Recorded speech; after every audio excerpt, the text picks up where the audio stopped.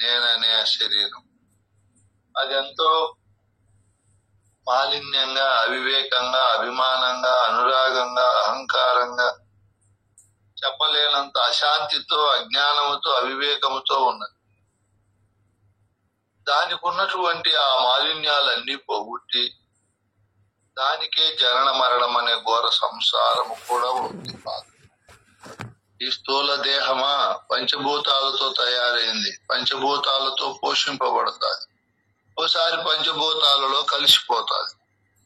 ఇంకా సూక్ష్మ దేహానికి పెద్దలైన కొందరు ఆయన ఇది చనిపోతాది, వెళ్ళిపోతాది. ఇది దేహాన్ని వదిలి, దేహం పని చేయనప్పుడు, ముసలితనం వచ్చినప్పుడు లేదా అనారోగ్యం వచ్చినప్పుడు దీంట్లో ఉండదు. మళ్ళది అది ఇంకొక నూతన శరీరాన్ని తెచ్చుకుంటాది.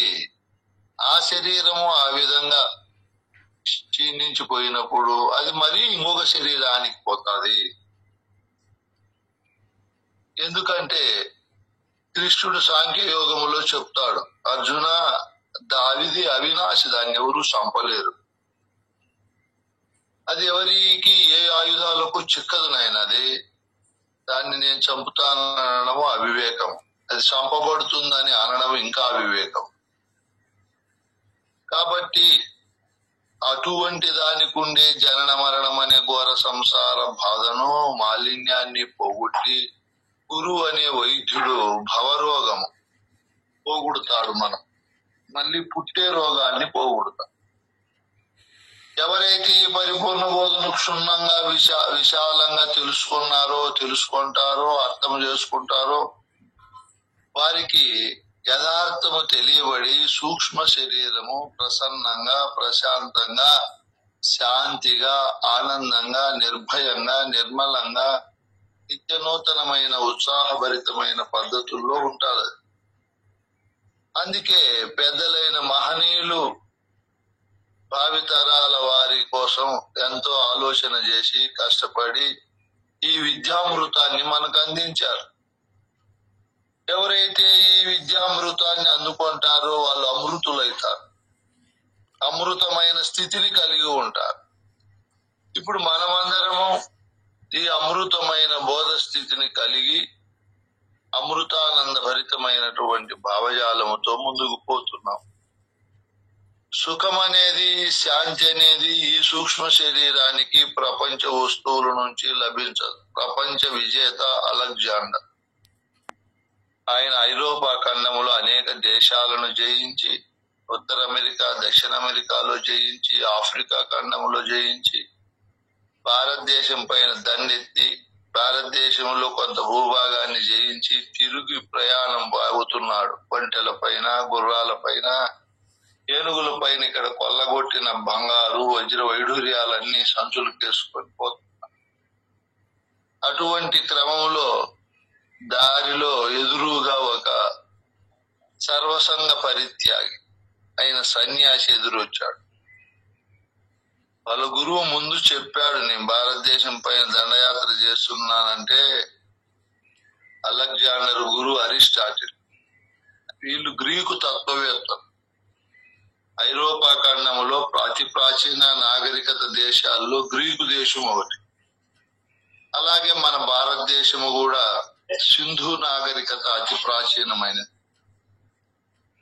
మెసపటోనియా నాగరికత, ఇరానియన్ నాగరికతలు ప్రాచీన కాలంలో అద్భుతమైన నాగరికత కలిగిన దేశాలు. అట్లా దేశాలలో గ్రీకు దేశం ఒకటి. ఈ గ్రీకు దేశంలో అప్పుడే తత్వవేత్తలు ఉండేవారు, మహానుభావులు. సోక్రటీసు, ప్లేటో, అరిస్టాటిల్, వీళ్ళంతా గురు పరంపర. ఇంకా అంతకు ముందు ఏథెన్స్, లిప్సను, ఇట్లా మహనీయులు ఉండేవాళ్ళు, తత్వవేత్తలు, మహామేధావులు, సుసంపన్నమైన జ్ఞానం కలిగిన వారు. వాళ్ళ క్రమంలో ఈ అరిస్టాటిల్ అలెగ్జాండర్ కు భారతదేశం నుంచి కొంత మట్టిని, ఒక సన్యాసిని తీసుకొని రానాయన అని చెప్పిండా. అంటే ఎందుకు ఈ మట్టి అతి పవిత్రమైంది, అతి పుణ్య పురుషులు, నిస్వార్థ పరులు, యథార్థ తెలిసిన మహనీయులు నడిచినటువంటి ప్రదేశం ఇది. ఎంత గొప్పది ఇది. అందుకే ఈ క్రమంలో పెద్దలు చెప్పారు మనకు, నాయన గురువు ఉండే చోటు, గురువు నడిచే చోటు, గురువు ఎక్కడెక్కడైతే తిరుగుతాడో ఆ ప్రదేశాలన్నీ పరమ పావనం అవుతాయని, అతి అద్భుతమైనటువంటి ఆ ప్రాంతాలలో పుణ్యక్షేత్రాలని చెప్పారు. ఇంకా ముందుకు పోయి అటువంటి గురువును కొలిసే శిష్యుడు ఇంకా పవిత్రుడు అంటాడు. ఎంత గొప్ప మాటలు చెప్తారు, అది వాస్తవం కూడా.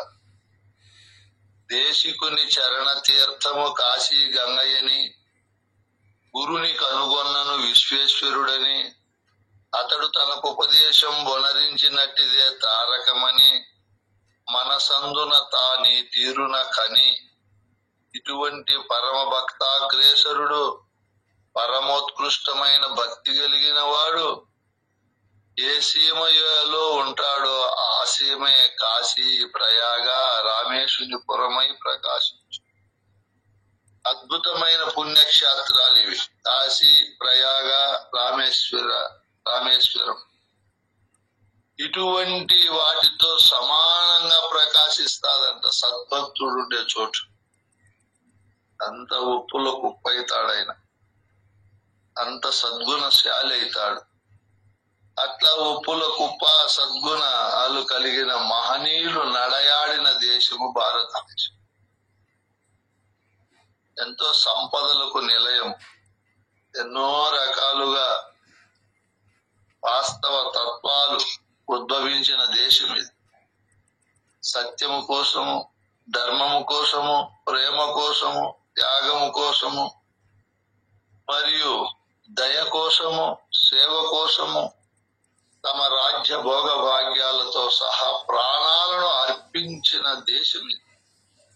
ఇటువంటి మహోన్నత వ్యక్తిత్వము, మహోన్నతమైన లోక కళ్యాణము కోరిన మహనీయులు ఏ ప్రపంచంలో ఏ దేశంలో జన్మించారు.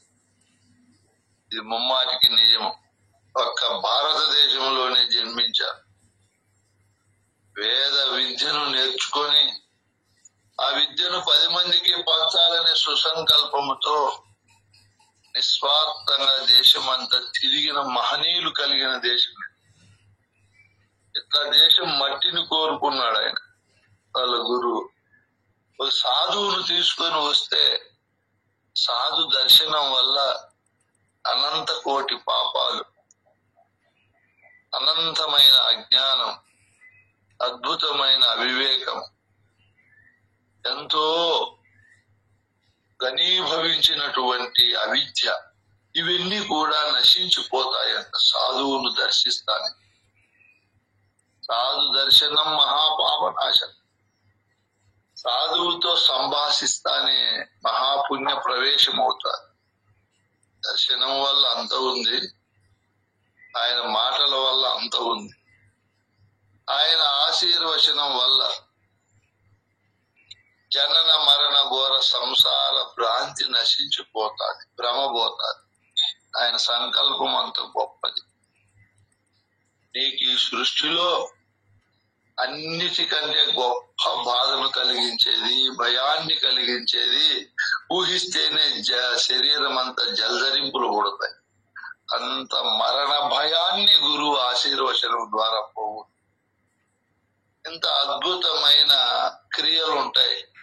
గురువును దర్శిస్తానే, ఆయనతో సంభాషిస్తానే, ఆయన ఆశీర్వచనము మన పైన పడతానే, ఆయన అద్భుతమైన దృష్టి మన పైన పడతానే మనలో ఉన్నటువంటి అవివేకము, అజ్ఞానం అనే చీకటి సర్వనాశనం అయిపోతుంది. అందుకే గురువు యొక్క దర్శన, స్పర్శన, సంభాషణ, వీక్షణములు ఎప్పుడు మనం కోరుకోవాలి. వాళ్ళ పవర్ అట్లుంటారు. ఈ అలెగ్జాండరు తన గురువు మాట నెరవేర్చాలని ఆ సాధువును పిలుచుకొని రాండి నాయన అన్నారు. పోయి పిలిచినారు సేవకులు. నాకేం పనయ్యా, నేను రానన్నాడు. అయ్యో ఆయన ప్రపంచ విజేత, నువ్వు రాకపోతే ప్రాణాలు తీసేస్తారు. తీసేసుకోమనయ్యా, ఆయన తీసేస్తేనే నీకు పోయేదే. ఎప్పుడైనా పోతాయి, ఇవి శాశ్వతం కాదని నేను బాగా గుర్తుంచుకొని ఉండా. ముందే పోతానాయని సంతోషపడతా. ఏముంది ఇంక ఇక్కడ, రోజు ఇదే దినచర్య కదా. ఈ సారహీనము, అశాశ్వతము, దుఃఖాన్ని కలిగించే వాటితో మమేకమై జీవించే బదులు పోయితే పోనాయన. ఇప్పుడు మరణం అంటే భయపల్లా. వీళ్ళు ఈ మాట చెప్తారు, వాడు ఆశ్చర్యపోయాడు అలెగ్జాండర్. పోనీ ఇదిగో ఆ గుర్రం పైన ఉండే 1,00,000 వరహాలన్నా ఇచ్చి పిలుచుకురాండి అన్నాడు. 1,00,000 వరహాలు ఎతకపోయి ఇవన్నీ తీసుకొని రానాయన, మా గురువు పిలుస్తున్నాడు, మా రాజు, నాకెందుకు రా ఒకరు ఇచ్చేది, ఏమి దోషం ఉంటుంది నాయన దాంట్లో? అపరిగ్రహ దోషం స్వామి. అంటే ఏమ్మా, ఇప్పుడే అష్టాంగ యోగాల్లో ఆ మహానుభావుడు కపిలుడు చూడు ఎంత దీర్ఘ దృష్టితో రాసి పెట్టాడు. ఉచితం ఏది తీసుకోకూడదు. మనం ఉచితంగా తీసుకుంటే దానికి దోషం ఉంది అన్నారు పెద్దలు, ఆ రోజుల్లోనే చెప్పారు. ఇప్పుడు మీకు నేను బోధ ఉచితంగా చెప్పకూడదు, మీరు నా దగ్గర బోధ ఉచితంగా తీసుకొని వినకూడదు. ఎందుకు మీరు తిరిగి చెప్పలేకుండా ఉండారు? అద్భుతమైన ప్రతిభా పాఠవాలతో, విద్యా స్వరూపంతో ప్రకాశించలేకుండా ఉండారు. కారణము, మీకు అపరిగ్రహ దోషం ఉంది చాలా మందికి. ఈ దోషం పోగొట్టేకి మన సాంప్రదాయంలో అద్భుతమైన ఒక పద్ధతి పెట్టారు. ఏం పద్ధతి అమ్మా? సేవలు చేయాలి. ఆ 4 సేవలు చేస్తే గురు సన్నిధానంలో అపరిగ్రహ దోషం ఉండదు. అంగసేవ వారికి ఈ బోధ లభించదు. అపరిగ్రహం ఉంది కదా. గురువుకు సేవ చేయాలి, అప్పుడప్పుడు గురువు దగ్గరికి పోవాలి, స్థాన సేవ చేయాలి, అంగసేవ చేయాలి, భావసేవ చేయాలి, ఆత్మసేవ చేయాలి. ఇందులో 3 సేవలు చేయకపోయినా పర్వాలేదు, ఒక సేవ చేయాలి. ఏ సేవ చేయాలి చెప్పండి, జీవించాలి. ఏం చెప్పాడు, ఎక్కడ చెప్తున్నాడు, ఎలా చెప్తున్నాడు, నేను ఎలా వింటున్నాను, నేను చేరి గురువు దగ్గర శాంతం ఉందా లేదా మనకు? ఏం మన కథ, మన రామాయణం అని మనము ఎప్పుడు భావములో, ఓహో భగవద్గీతలో విభూతులు కృష్ణునికి ఉండేటివన్నీ నాకుండాయి చెప్పాడని ఏదో ఒక కొత్త పద్ధతి కూడా చెప్పారు మీకు నిన్న మొన్న. అన్వేషణ చేయాలి చెప్పిన దాన్ని బహురూపాలుగా, అప్పుడు హృదయాంతరాల్లో అది నిలిచిపోతాడు. ఈ విధంగా ఎక్కడో మనం చెప్తా ఉంటాం. ఎక్కడమ్మా, మా దేశంలో నడిచిన పెద్దలు అట్లా ఉచితాలకు ప్రాకులాడినారా నువ్వు, కాబట్టి మీ రాజు ఇంత పొట్ట కోసము, ఎప్పుడోసారి చచ్చిపోయే దాని కోసము ప్రపంచంలో వాళ్ళను చంపి వీళ్ళను చంపి అందరిది దోసుకొని పోతాడు రాజు. అపరిగ్రహ దోషం కాదా? సైనికులే ఆశ్చర్యపోయినారు ఈ మాటలు, నిజమే కదా అని రాజు దగ్గరికి పోయినారు. అట్లా భయపెట్టినారా అలా, ఇట్లా ఆశ పెట్టినారా అలా నాయన? దానికి ఆయన చెప్పాడు సరైన సమాధానం, దీనికి అద్భుతమైన సమాధానం చెప్పాడంటే ఈయన ఆ రథం దిగి గుర్రం ఆయన దగ్గరికి పోయి ఆయన తేజోముఖాన్ని చూసి నమస్కరించి, ఏమనాయన చంపుతామంటే భయపడవు, ఇస్తామంటే ఆశపడవు, ఏం కారణం అంటే మా సనాతన భారతీయ సాంప్రదాయం ఇది నాయన. సనాతనం మా మానవ జాతి భారతీయులు పొందిన అద్భుతమైన సాంప్రదాయం. మీరే చూడండి, భారతదేశ చరిత్రలో ఎవరే కాని రాజులు, చక్రవర్తులు ఇతర దేశాలపైన దాడి చేసినలా, ఇతరుల సంపద కొల్లగొట్టుకొని వచ్చినలా, ఇతర స్త్రీలను మానభంగాలు చేసినలా మా మతంలో చేరండి అని వాళ్ళను భయపెట్టి బాధ పెట్టినలా. ఎంత గొప్పదయ హిందూ సాంప్రదాయం. మిగతా మహమ్మదీయులు, క్రైస్తవులు ప్రపంచ దేశాలపైన దాడి చేసి ఎంతో మందిని చంపి వాళ్ళ సంపదలను కర్కశంగా దోచుకుని వాళ్ళ స్త్రీలను మానభంగాలు చేసి అప్పుడే కాదు ఇప్పుడు కూడా చేస్తున్నారు. మళ్ళా మా మతాలు గొప్పవి అంటున్నారు. ఎలారా మీ మతాలు గొప్పవి మూర్ఖులారా? ఇతరులను చంపి ఆ ఆస్తులు దోచుకుంటారా? మీరు కష్టపడి సంపాదించుకోలేరు. మీ మత మేము 1,00,000 మంది ఉండే చోటికి ఇతర మతస్థులు 10 మంది వచ్చినా వగరు వచ్చినా ఆదరిస్తాం. వాళ్ళ మత పద్ధతులను గౌరవిస్తాము. వాళ్ళు ధైర్యంగా నిర్మలంగా బ్రతికే కావలసిన సకల సౌకర్యాలు ఏర్పాటు చేస్తాం. అదిరా భారతీయ సనాతన ఋషి సాంప్రదాయము.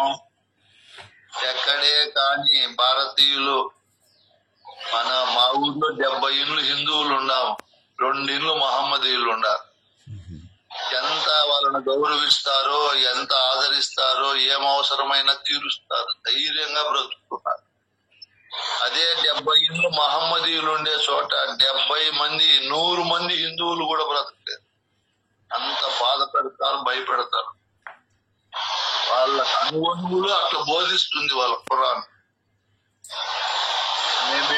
మేమే మా ఇస్లాం రాజ్యమే. హిందువులకు అది లేనే లేదు. ఎప్పుడైనా సరే ఆ పార్టీ వాడైనా సరే వాళ్ళ ఎంఐఎం పార్టీ తప్ప వేరే వాడు ఎవడు గెలవలేడు. ఓట్లు బేరు, సచ్చినా బేరు. మనోళ్ళు ఉండే 50% అక్కడ ఉన్నారు. మనోళ్ళు కూడా వీళ్ళల్లో పొలాలు. జనసేన అయితే వాళ్ళ కులానికి వేస్తారు ఓటు, తెలుగుదేశం అయితే వాళ్ళ కులానికే. బీజేపీలో ఒకడు రెడ్డో ఇంకొకడు ఎవడో నిలబడి ఉంటాడు, వానికి వేస్తారు ఓటు. చీలిపోతాయి మనవి. వాళ్ళు ఎట్టి పరిస్థితుల్లో చీలవు. ఇవన్నీ గమనించవలసిన సమయం వచ్చింది. పొద్దుబాగా చెప్తాడు ఈ మాటలు. మన వాళ్ళు బీజేపీకి వేయాలి ఓట్లు, లేదా బీజేపీతో పొత్తు పెట్టుకోండి. జనసేనకైనా తెలుగుదేశానికైనా ఓట్లు వేయాలి. ఈ గ్రూప్ లో మిగతా పార్టీ వాళ్ళు ఉంటే దయ ఉంచి బాధపడద్దండి. బ్రహ్మస్వామి ఇట్లా చెప్తానడా? ఎందుకు చెప్తున్నాను మీరు అర్థం చేసుకోండి, ముందు ముందు ఎలా ఉంటుందో. ఈసారి ఒక్కసారి కేంద్రంలో కాంగ్రెస్ గాని వచ్చా చట్టాలన్నీ వాళ్ళకి అనుకూలం. ఇందిరా గాంధీ, రాహుల్ గాంధీ, సోనియా గాంధీ మొత్తం వాళ్ళకి అనుకూలం చేసేసి ఎన్ఓసి పత్రం కూడా తీసుకోవాలి ఈసారి వాళ్ళ అధికారం లేకొస్తే. ఎన్ఓసి పత్రం అంటే నో అబ్జెక్షన్ సర్టిఫికెట్. మనం ఉన్న ఊర్లో మనం భజన చేసుకోవాలన్నా, వినాయకుని ఊరేగింపు చేయాలన్నా వాళ్ళ అనుమతి తీసుకోవాలి. వాళ్ళ పక్కన క్రైస్తవులు, మహమ్మదీయులు అనుమతి తీసుకొని చేసుకోవాల్సి వస్తుంది. భజన కూడా వాళ్ళకి అవసరం ఉండదు. ఆ చట్టం అట్లా చెప్తాది. వాళ్ళు మైనార్టీలని వాళ్ళు మసీదుల్లో, చర్చీలలో ఎంత సౌండ్ అయినా మైక్ పెట్టుకోవచ్చు, రోజు ఎన్నిసార్లు అయినా నమాజ్ చేయొచ్చు. వాళ్ళకు ఉండదు. ఇట్లా పనికిరాని చట్టాలన్నీ తెచ్చి భయభ్రాంతులకు, ఆందోళనకు, వీళ్ళకి అసహనం కలిగేట్టుగా చేస్తారు. ఇన్ని ముందు జరుగుతాయి ఖచ్చితంగా. మనం మేలుకొని వాళ్ళకి నేను హాని చేయమని చెప్పను. మహమ్మదీయులకు, క్రైస్తవులకు మనం ఇంకా సహాయపడదాం. వాళ్ళ నుంచి మనకు హాని లేకుండా తప్పించుకోవాలంటే ఇదే శరణ్యం. మీ బంధుబాంధవులకు అందరికి మీరు చెప్పాలి. వాడి అంగంలోనే కొనుక్కోవాలి. కుంకుమ పెట్టుకునే వాడి ఆటో, ఆంజనేయ స్వామి బొమ్మ ఉండేవాడి ఆటోనే ఎక్కాలి. మనం వాళ్ళ దగ్గరే మెడికల్ మందులు కొనాలి. మీకు ఇంకా కొన్ని సమయం ఇది బాగుండదేమో చెప్పి. మహమ్మదీయులు డాక్టర్లుగా ఉండే హాస్పిటల్లో హిందువులు పోతే పిల్లలు చనిపోయేడుగానో, పిల్లలు పుట్టకుండానో ఇంజక్షన్లు ఇవ్వడము, ఇలా అంగవైకల్యం వచ్చేది చేయడము. ఈ మధ్య కాలంలో ఢిల్లీలో, ఆదిలాబాద్ లో పట్టుకున్నారు. అలహాబాద్ లో వాళ్ళ డాక్టర్లు అరెస్ట్ చేశారు. రాయచోటి, ధర్మవరము, ఇక్కడ రాయచోట్లో ఒక డాక్టర్ ఒక ఉగ్రవాదికి సహాయపడింది.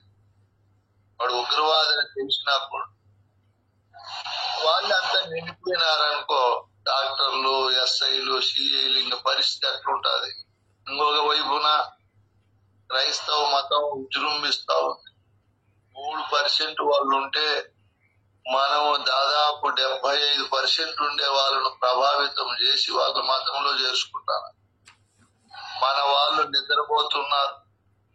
పోతే ఓనీలేని ఆంటీ అంటున్నట్లున్నారు. ఒక తమిళనాడు, ఒక ఆంధ్రప్రదేశ్ లో వాళ్ళ పరిపాలనే ఉంది. వాళ్ళ పరిపాలన ఉన్నప్పుడు వాళ్ళకి ఇంకా చెప్పేకుండదు. ఇట్లా మనం అన్ని ఆలోచన చేసి బహుముఖాలుగా కొత్త ఉన్నది పరిపూర్ణము లేని జరుగుతా, ఉన్నది పరిపూర్ణము లేని జరుగుతా. ఈ సొట్ట మాటలు పట్టుకొని ఇంకా నాకెందుకు లేని దమ్మున ఉండకూడదు. మనం మేలుకోవాలి, చుట్టూ ఉండే వాళ్ళని మేలుకోవాలి. మన వాళ్ళకు కూరగాయలు కొనేకి మనం పోతాం, మన వాళ్ళ కాదని చూసుకొనాలి. వ్యాపారానికి పోతాం, మీరు కూడా అట్లా పోవాలి.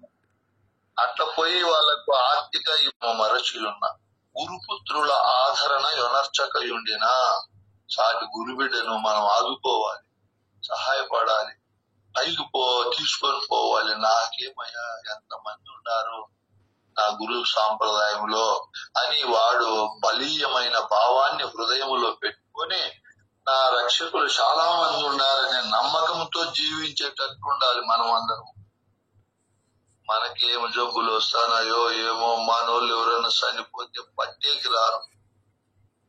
అట్లా రాసి పెట్టినారు దుర్మార్గులు పుస్తకాల్లో. అట్లా అజ్ఞానమైన వాక్యాలు బలీయం చేశారు. నేను పట్టకూడదులే, నేను రాకూడదులే, పట్టకూడదులే. మా భార్య గర్భవతి అనేది, మొన్ననే ప్రసవించింది అనేది, మొన్ననే ఇల్లు కట్టామనేది, సాటి శవాన్ని తీసుకొని పాతి పెట్టేకి నియమాల నిబంధనల మరి మూర్ఖులారా, ఏది సహాయపడకుండా సృష్టికుంటే వాళ్ళు చెప్పే తిక్క కోతలన్నీ నమ్మి ఎంత ఉందంటే చెప్పేది లేదు. ఆయన నేనే అలసిపోయి ఇప్పుడు మానుకుంటాను. మనం సరి చేయలేము. ఇంత సొట్టను ఎవడు సరి చేస్తాడు? మనకుండే శక్తి, మన ఆయుష్ తక్కువ. ఎవరు దీన్ని సరి చేసేది? మీరు కూడా నేను ఎంత శ్రమ పడుతున్నానో అంత శ్రమ పడాలి. రావుకాలము, యమగండము, వాస్తు గీస్తు ఓడే చెప్పాలి, బలీయంగా చెప్పాలి. అవన్నీ మూర్ఖులు పాటించేటి కులభేదం, మత భేదం. భర్త చనిపోతే నేను ఈ మధ్య ఒక ఆమెను మా గురు పూజకు రాలేదని అడిగాను. ఎమ్మనపల్లిలో లక్ష్మీదేవమ్మ అని గురుమాత. స్వామి, మా భర్త మననే చనిపోయినాడు, భర్త లేని ఆడవాళ్ళని ఇళ్లలోకి తీసుకోకూడదని ఆ పూజ పెట్టిన వాళ్ళకి సెంటిమెంట్ ఉండదు. నేను వస్తే చాలా సమస్యలు వస్తాయి, అందుకు రాలేదు స్వామి అంటే నేను ఆశ్చర్యపడ్డాను. వాడు భర్త మధ్యలో వచ్చి మధ్యలో పోతే ఏమేమి చేసేది, దానికి ఏమేమని చంపిందేవాని. వాడు మధ్యలో తాళి కట్టినాడు, వయసులో పెద్దోడే ముందు పోయినాడు. ఏమ్మ ఇంటికి వచ్చి అరిష్టం అంటే ఇంక ఏమి చెయ్యాల చూడు. ఇట్లాంటివన్నీ పెట్టి హిందువుల్లో ఒక ఐక్యత, సహకారం లేకుండా చేస్తున్నా. ఇవన్నీ రూపుమాపాలి. మనం ఎన్నో ఉన్నాయి నాయన, ఇవన్నీ పోగొట్టి మనమంతా ఏకమైతేనే ఇంకా కొంతకాలము ఇది ఎంతకాలమైనా ఇంతే కదా, దీనికి మించి ఏముంది, ఇది నాకు వద్దు అనేటప్పుడు గురువు దగ్గరికి వచ్చినాడు. అట్లా కావాల భావం, అప్పుడు గురు బోధ పడుతుంది. ఇంకేముంది, ఇంతే కదా, దీంట్లో ఇంకేమీ లేదు, సారము బలహీనము అని. మన వాళ్ళు గురువులు సాలిన నీ బోధకు వస్తారు. అప్పుడు బోధ రీత్యా శిష్యులు ఏమన్నా బంగారు ఇస్తే సచ్చిరి దిక్కుదెలక, పట్టు వస్త్రాలు ఇస్తే సచ్చిరి, దానిపైనే మనసు అలా ఇస్తారేమో అని. కారులో తిప్పితే కారు కావాలంట, అది గురుతత్వం. విమానంలో తిరిగితే విమానంలోనే తిరగాలంట. అది వీడు ముందు వద్దు అనుకొని రోసి వచ్చింటే మళ్ళా అక్కడ మనసు పుట్టదు. వీడు ముందు ఏమి చూసినలా, ఎట్లా వచ్చినాడు, వాని ప్రాప్తం బాగుండి ఇవి కంఠస్థం చేశాడు. ఇప్పుడు అవన్నీ దొరికేది వీడు మళ్ళా బంద్ అవుతాడు. నేను చూసి నవ్వుకుంటా అంట అక్కడక్కడ, వరే గురుదేవా, వీడు రోయలేదే, రోసింటి ఇక్కడ రాడు కదా, రోయకనే వచ్చాడు, బట్టలు నలగనేడు. ఎన్ని వికారమైన చేష్టలు ఉంటాయో వాని దగ్గర, కోపము, ఈర్ష్య అన్ని ఉంటాయి, అహంకారం టన్నులు ఉంటాయి. రోసింటేనా ఇవన్నీ చూసి ఇందులో సారము లేదు, ఫలము లేదు, రాజు కాదు వాళ్ళ నాయన అనుభవించేటివి కూడా అంతే. పేదవాడు అనుభవించేటివి అంతే, ఏముంది లేని ఇట్లా అనేక కోణాల్లో వానికి విశేష జ్ఞానం కలిగి ఇవన్నీ సారహీనమని తెలుసుకునేవాడు ఎనుకు చూపు చూడడు, ఏముంది అనుకుంటాడు. లేదంటే మళ్ళా ఎనిక్కిపోతాడు. ఇది సామాన్యమైంది కాదు. నేను నవ్వుతూ కొంతమందికి ఇట్లా మాట్లాడుతూ ఉంటా, ఆయన నువ్వు గురువు గొప్పవే, నీకు ఎంతమంది శిష్యులు ఉన్నారు అని. నాకు శిష్యులు లేరు అంటారు వాళ్ళు. నేను గొప్ప అని నేను ఆయన చెప్పుకో అంటాడు, నాకు సాటి ఎవరు, నేను భలే గొప్ప అని ఏమైనా చెప్తా, నాతో ఎవరు వాదించి గెలచలేరు. సరే ఇంత గొప్ప అయితే నీ నోటితో నీకు శిష్యులు లేవు అంటున్నారు కదా, అయితే నువ్వు గొడ్డు గురువా అనేది. నేను గొడ్డు గురువు అంటే వానికి నేను ఇద్దరు రాదు సత్య దిక్కుదలక ఒక అతన్ని గొడ్డు గురువు నువ్వు అని అంటే నా పైన ఏ కోపగించుకొని సభలో నన్నే విమర్శ చేసినాడు ఆయన. నువ్వైతే మంచోడివా, నీవెన్ని దోషాలు ఉన్నాయని. ఆయన మళ్ళా మా సోదరుడే. ఇది సామాన్యమైంది కాదు నాయన, ఇది ఎన్నో కోణాల్లో ఎన్ని కోణాలైనా తట్టుకొని అవి ఏమిటివైనా కూడా సారహీనము ఫలహీనము ఆ మాటలతో ఎన్నన్నా మాట్లాడుకొని నాకేమనే స్థితి రావాల. దూషణులైనా భూషణులైనా అది నిజమైన మనిషి విభూతి. ఆ స్థితి కలగల. ఆ స్థితి కలిగిన వానికి ఈ సృష్టి ఏం చేయలేదు. వాని సన్నిధానంలో నాట్యం లేల్సిందే, వాని పట్టలేదు. అది అయ్యే పని కాదు. బ్రహ్మదేవుని దగ్గరికి శనేశ్వరుడు పోయినాడు, నిన్ను పడతాను అని. రేపు రాబో అన్నాడు. రేపు రా అంటే పోయి చూస్తే రేపు ఏడో బాత్రూమ్ వెనక దాక్కొని ఉన్నాడంట. వెళ్ళిపోయినాడు. మళ్ళీ నెలకు రమ్మన్నాడు. పడతానంటే పట్టలేదని. అది కూడా నేను పట్టకనే భయంతో నువ్వు ఆడికి పోయినావు, మరుసటి రోజు బాత్రూమ్ వెనక దాక్కున్నావు, నేను పడితే నీ జన్మ అంతే పో అన్నాడు. మళ్ళీ విష్ణువు దగ్గరికి పోయినాడు. విష్ణువు రేపు రా అన్నాడు. పోయి మరి మా త్వరలో దాక్కున్నాడు. మళ్ళా నెలకు రమ్మన్నాడు. పడతానంటే పట్టలేదంటే రేపు తర్వాత రోజు వచ్చాను, నేను పట్టకనే మరి మా త్వరలో చచ్చినావు, ఆ ఉడుకు ఆ సీమల్లో పోయి దానిపోనుంటివి, నేను పడితే ఏమైతా లేని వెళ్ళిపోయినాను అన్నాడు. ఇది సత్య అవమానం. శివుని దగ్గరికి పోయినాడు. నేను పడతాను, పట్టుకోరా అన్నాడు. ఏం స్వామి ఇప్పుడు అర్జెంట్ గా పట్టు, రేపు వచ్చినా ఈ పట్టే, మన్నాడు వచ్చినా ఈ పట్టే, యా పొద్దు వచ్చినా ఈ పట్టే, పట్టుకో ఇప్పుడే. ఇప్పుడు ధీరునైన వాడు అట్లుంటాడు. వానికి భావముతో భయపడ్డావు, వస్తువుతో భయపడ్డావు, దేంతో భయపడ్డావు. శని పడితే నాకేమే, లక్ష్మీదేవమ్మ పడితే నాకేమే, అది అబద్ధమే ఇది అబద్ధమే పోర ఎరుముండా అని నిర్మలంగా ఉంటాడు. అది మనిషి విభూతి. అట్లుండాల మనం కూడా. కష్టాలు రాని నష్టాలు రాని మానవమానాలు జరగని నాగాకి ఎవరికి వస్తాయి లేని ఈ స్థితిలో ఉండాలని కోరుకుంటూ ఇదే ఒక అద్భుతమైన విభూతి. కృష్ణుడు ఎన్నో విభూతులు చెప్పుకున్నాడు. ఆయన విభూతులు మనం విందాము, ఆనందపడదాం. మన విభూతి ఈ స్థితికి రావాలి. ఆయన సన్యాసి ఏం చెప్పాడు, ఆయన చంద్రప్ప స్వామి మొదటి చెప్పాడు కాబట్టి దాన్ని నేను బలపెట్టి చెప్పాను. ఆయన కాతత్ర పరివేదన ఎందుకయ్యా బాధపడలేదు మనం? రుణానుబంధ రూపేణ పశుపత్ని సుతాలయ రుణక్షయం క్షయాయాంతి. కాతత్ర పరివేదన ఎంత గొప్ప విభూతి ఇది, అద్భుతమైన విభూతి ఇది. ఎవరో రుణం ఉంటే అంతవరకు ఉంటారు, రుణం తీరుతానే మనం పట్టుకొని తాళ్ళతో కట్టేసినా ఉండరు. ఇది నిజమే. ఇంకా ఏం చెప్పాడు ఆయన? ఇదం కాష్టం నద్యావాది సంగతం సంయోగాచ వియోగాచ కాతత్ర పరివేదన, అది చెప్పాడు. ఏకవృక్ష సమారూఢ నానాజాతి విహంగమ ప్రభాతే విధి సోయాంతి కాతత్ర పరివేదన. ఎందుకయ్యా ఆవేదన? యావత్కాలం భవేత్ కర్మ తావత్తిష్టంతి జంతవః తస్మిన్ క్షీణే వినశ్యంతి కాతత్ర పరివేదన. ఎంత అద్భుతమైన విభూతులు ఇవి. ఈ విభూతులు మనం ధరించాలి. ఈ విభూతులతో మమేకము కావాలి. నిర్మల హృదయాంతరము కలిగి ఉండాలి.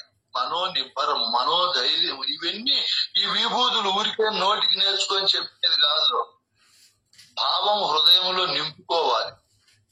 ఎవరు నింపుకుంటారో వాళ్ళకి సృష్టి ఏమి చేయలేదు. ఇందులో వచ్చే సమస్యలు కష్టాలు ఏమి చేయలేవు. వాడు విద్యా ఫలాలు అనుభవిస్తాడు, విద్యా విభూతులతో ప్రకాశిస్తాడు.